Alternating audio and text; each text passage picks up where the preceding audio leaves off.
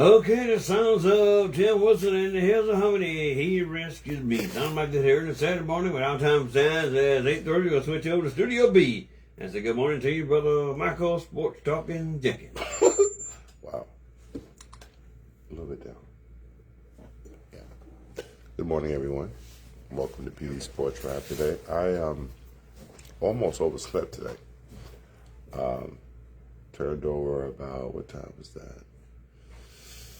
About 7:30. And I said, wow, I need to get moving here. So if my head seemed a little cloudy today, that's because it is. I saw my first football situation last night. Thanks to Leo Phillips, who invited me, offered me free pass to get in. So I decided to go. Now, I came home from work. I didn't go directly there, but I waited until about 7:30 to head out. And because I didn't want to be there like all night long. I mean, it's like 8 teams there or whatever. So I missed out on ladder. I didn't see that game. And I missed a part of the Hartsville versus Scotland game. But, the thing about it is that as far as the free pass to get in, so I go to the gate and I asked the lady at the ticket booth, I said, I was left some tickets or a ticket here or a pass to get in. And she said, you'll have to go down there. And she pointed where I should have gone. So I walked on down there and I asked the lady, I said, did someone leave a pass here for me? And she said, and I told her who had supposedly left the pass. And she said, no, they didn't leave no pass. So I said, okay. I said, well, okay, I'll just go back to the ticket booth and get myself a ticket and I'll come on back.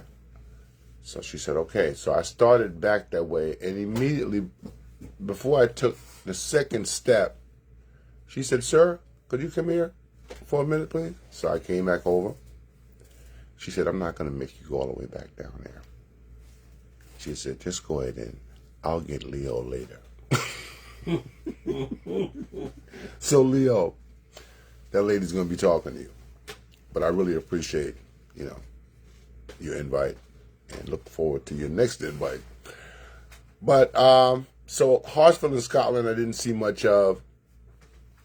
Richmond and West Florence was pretty awesome. That was a real game. I could have stood to see 2 more quarters of that.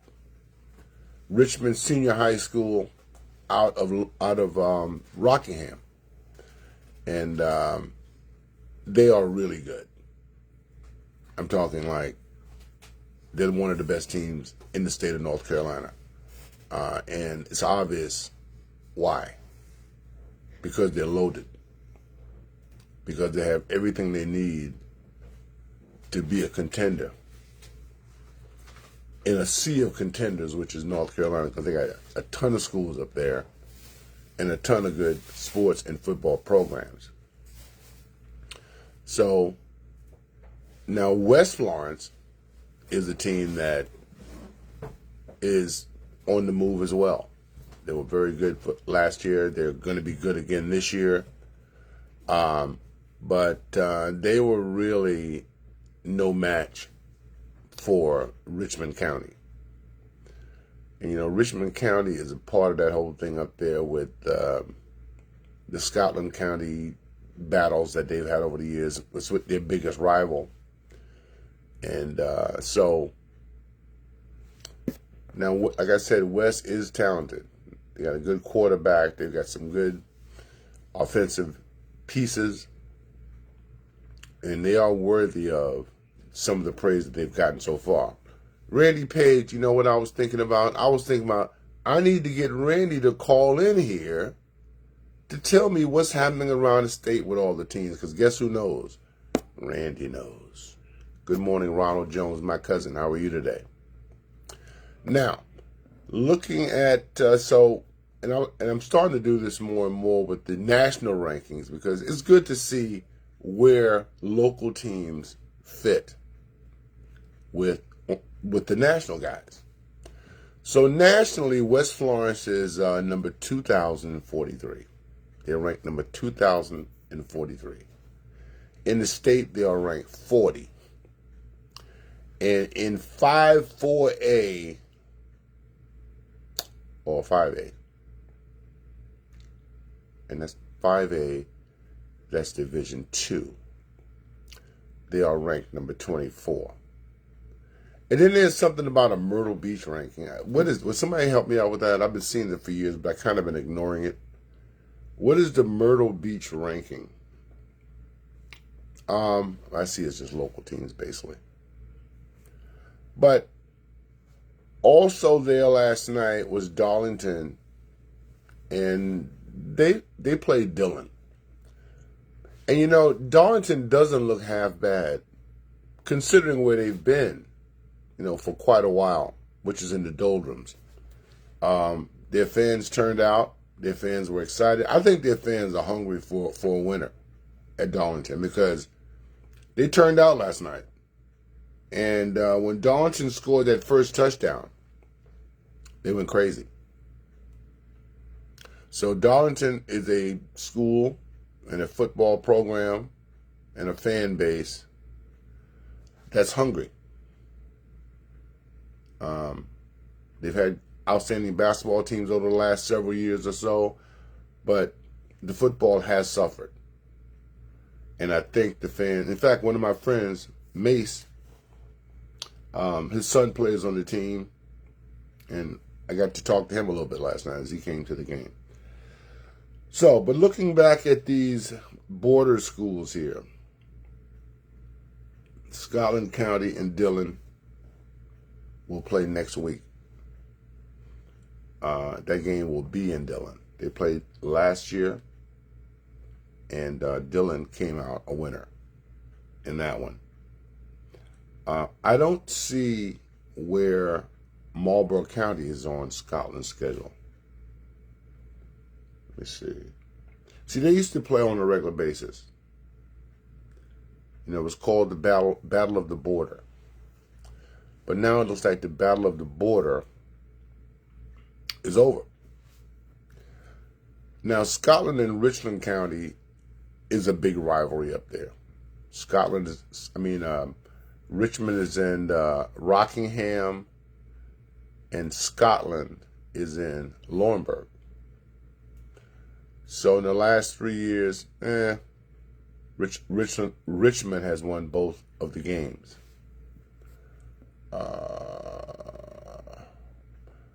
But looking back at the West Florence game with Richmond, you had basically two teams that really came there to play football for real. I mean, the hitting and everything. Richmond County quarterback was outstanding. They had some outstanding running backs and guys who could catch the ball. And I came away very impressed with what I seen out of them. There's no doubt that they were a team to be reckoned with. And they're going to be a team to be reckoned with in North Carolina. I want to get to what their rank. What is their rank? Let's see, Scotland, Laurinburg.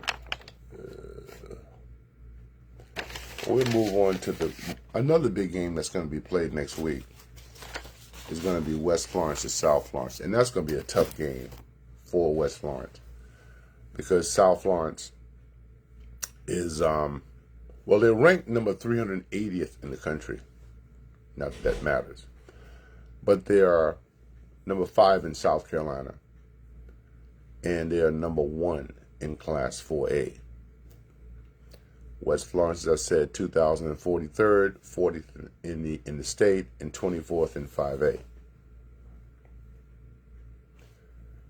This will be an excellent game next week, but I don't know if it's a winnable game for West Florence, as good as they looked last night. They're probably going to have some struggles out of those guys. Last year, South Florence won that game 23-16. And it's anybody's guess what it's going to be this year. As I said about Darlington, I saw some good things out there for them. Quarterback is long and athletic. They have some pieces around him that's going to make his life easier. Some guys who can catch the ball, some guys who can run it. And probably most importantly, the coaching staff seems to be in sync and on the same page and excited too. You have to watch for those kind of things as well. Because sometimes you can see coaches on the sideline and they don't have it together. So consequently, the players don't have it together.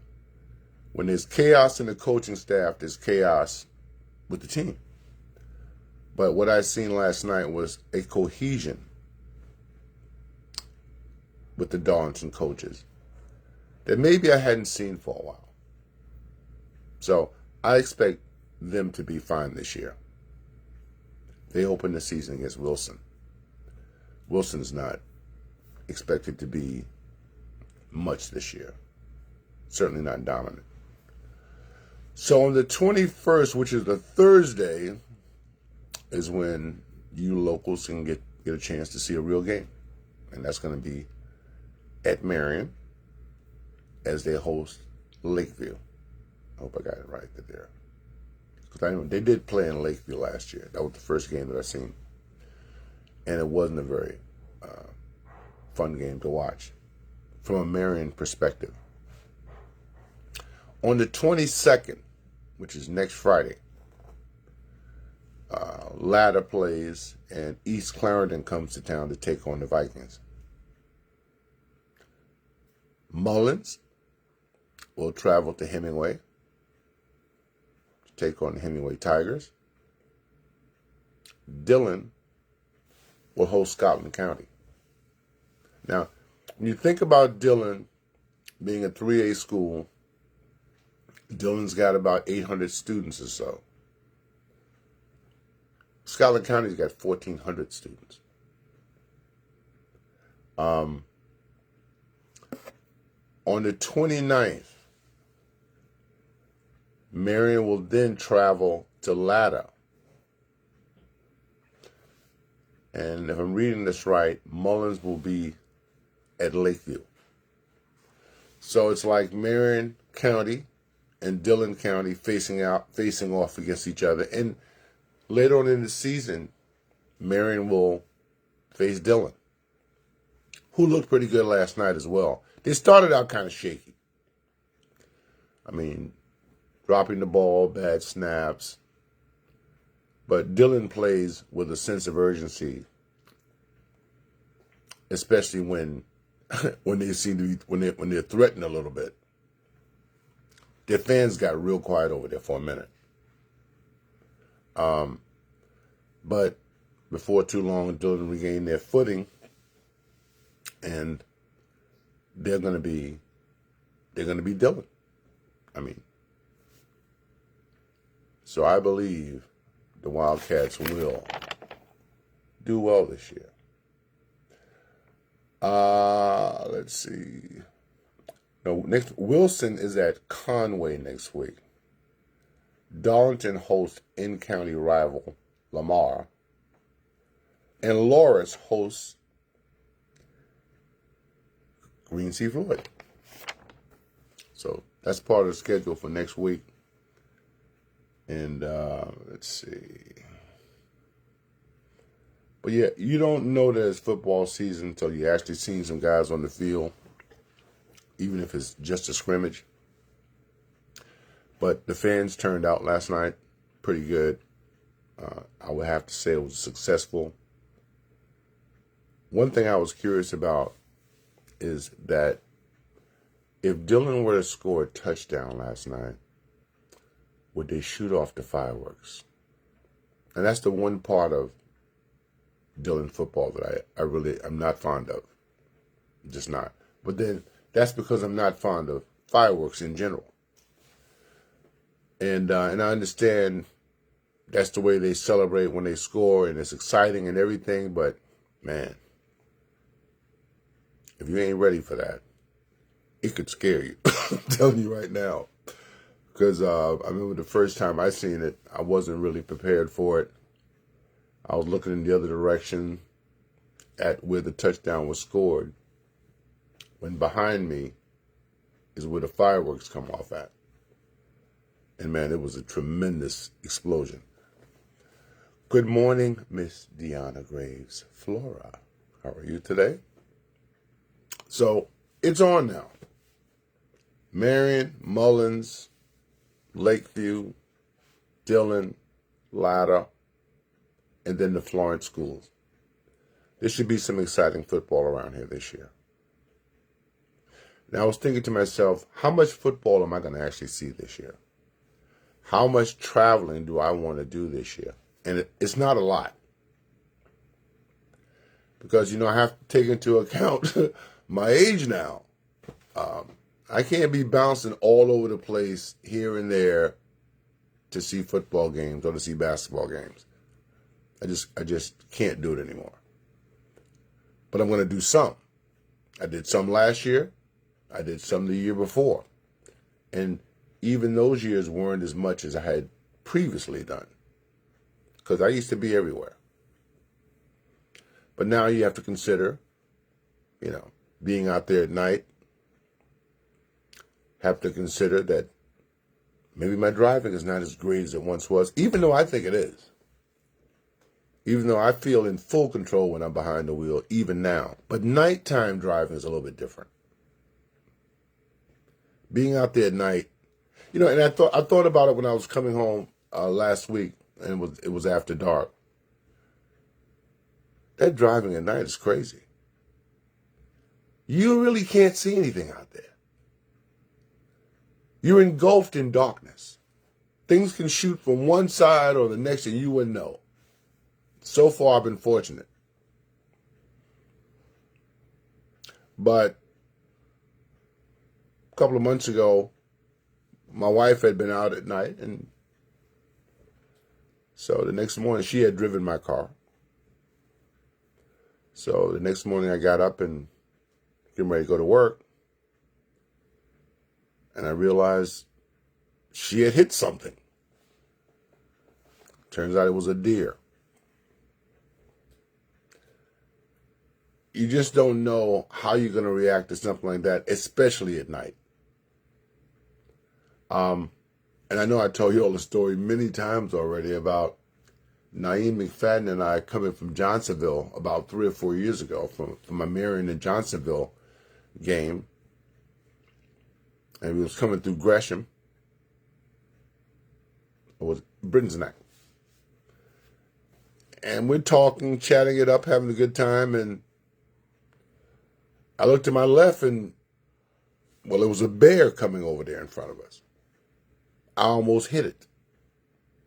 He and I were both bracing for impact. But somehow I didn't hit it. And the scary part is, what if I did? What if I hit that bear and somehow, let's just say it breaks the glass to my windshield or something? What was I supposed to do then? Well, I'm glad I didn't have those things to worry about because they didn't happen. But it sure was scary for a minute there. Yeah, folks. A black bear in Lower Marion County.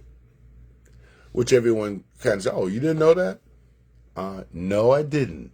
Now I do, though. So, I don't know. I hadn't seen Mullins yet. I had a little peek at Marion. I expect that they're going to be better. Well, they kind of have to be better than last year. Because last year they were terrible. Mullins, on the other hand, had a good season last year. I expect them to be better this year as well. Plus, these basketball players are playing football again. All the star players pretty much are playing football. And I want to thank, first of all, happy birthday to Miss Dolores Williams. I don't want to forget that. But it seems like with Xavier Legette and T.J. Sanders and Squirt, these guys were basketball guys for the most part. I mean, Zay was also dotted line. He was baseball too.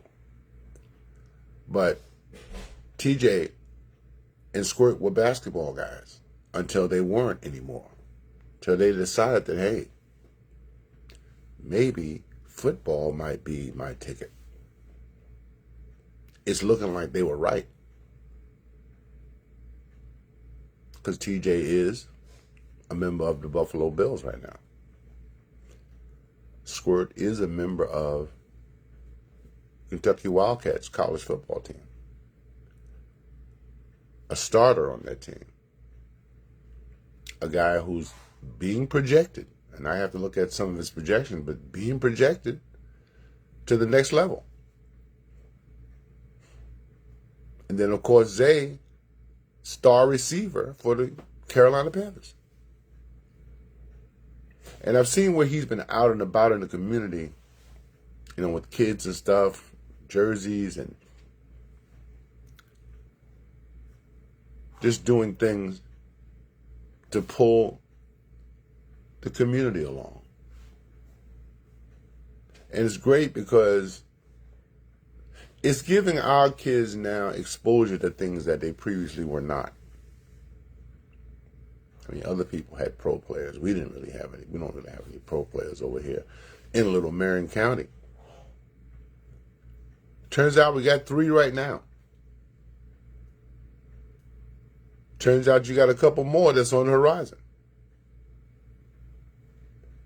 So the county, in that regard, has been blessed. And I see the ones right now who are able to reach back and give back are doing it. I think Darius Leonard was a great example for these guys to follow, because he is still doing things, doing a lot of things to help the community. And now you see Zay everywhere doing things to help the community. So it's a good time to be a Marion County person. It's a good time to be a up-and-coming kid in Marion County, because there are examples out there. There are examples out there for you to follow. These guys are writing a script for you to follow. So, as far as the Yankees, you see I'm wearing my Yankee hat here. It's not turning out well for us this year. In fact, it's turning out terrible. I was expecting after last year, okay, it may be time for us to win again. We are the Yankees. We are the franchise with more championships than any team ever in history. But we can't get right now. And I don't know why. It's not because they haven't spent a ton of money, because they have. But they've not been able to make this thing work. Yes, we have one of the biggest hitters in baseball, and Aaron Judge, but I'm sorry, Aaron. Those home runs are just numbers. You don't have no championships, you got nothing. And so far, you're getting a little bit older now, you're still hitting home runs, you still ain't won nothing. Everybody's saying, where's Derek Jeter? Where's the 70s teams that actually won? So you can sit up there and look all pretty, hitting home runs and striking out the rest of the time. You ain't got no championships. If you retire before you win in New York, you're not going to really be remembered. You're always going to be the guy who hit a bunch of home runs, but couldn't get his team to the big dances. Miss Dia Wright Chess. Well, good morning, ma'am. How are you today? Always great to see you checking in. As far as the basketball world goes, I'm very disappointed in the Warriors because they've done beans to build this team back to a championship level. What have you done in the offseason, Warriors? You've done nothing. In fact, your team is probably going to be worse next year because instead of adding pieces, well, you lost a couple of key pieces that have benefited you well over the last several years. You kicked Kevon Looney out the door. Why you do that? Who'd you replace him with? I hear all this talk about 90-year-old Al Horford being a target of yours. Why? The man's 100. You want a 100-year-old center? I don't. The Warriors have messed up, and basically, I blame Draymond for their issues. I blame Draymond for, number one, running Kevin Durant off. I blame Draymond for running Jordan Poole off by punching him in the face. Imagine the Warriors right now with Jordan Poole and Kevin Durant. Just imagine that for a second. We're back in the hunt. We are maybe favorites, but neither one of those guys are there thanks to Draymond. Looking at the NBA in total right now, a lot of people are excited about the Knicks. Fine. The Knicks did well last year. I don't think the Knicks are a championship team, even now. They got a bunch of high-priced guys. And I look at their team as a team that, when you look at their point guard is a guy who never saw a shot he didn't like. I don't need my point guard shooting every single time down the floor. I don't need my point guard only giving up the ball as a last resort. I need my point guard looking to, what? Make plays. And the Knicks point guard looks to make plays for himself. That's not what I want my point guard to do. So,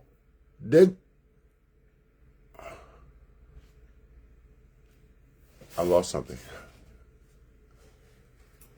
Okay. Ooh. Okay, folks.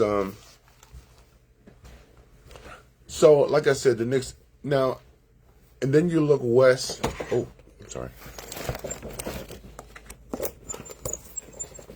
Okay, we're good. What happened there? I tell you, boy. The Lakers are a big problem now as they come into this season with Luka Doncic being their number one guy. Yeah, Jerry. Hey, Jerry, let me ask you a question, though. What are the Cowboys going to do this year? Jerry, what are the Cowboys going to do, Jerry? It's been years now. And I'm gonna tell you, I'm switching topics real quick right here, but I respected the Cowboys back in the day because they were really good. And they were fun to watch. They were exciting. You know, they won those championships. It was great. But it's been like almost 30 years now. And it doesn't seem like they have returned or on their way to returning to their past glories. But the Lakers are a mess because of one player, LeBron James. I think LeBron James should retire. I think he should go on his retirement tour this year. Because there's something that people are talking about called LeBron fatigue. I think I understand that. He's had a great career. You pile up all these statistics and all these great numbers, yet you're not fulfilled. You don't have the things. You don't have people saying what you want to hear, which is that you are the greatest player who ever played the game. You're not the greatest player who ever played the game. And I'm not saying that MJ is, but I seen MJ and I seen you. MJ was better. Trying to tell me it's time to go, Taylor? Taylor says it's time to go. Anyway, folks, that's all the time I have. Thanks for joining me this morning. I'll be back next week with more. Have a wonderful, safe week.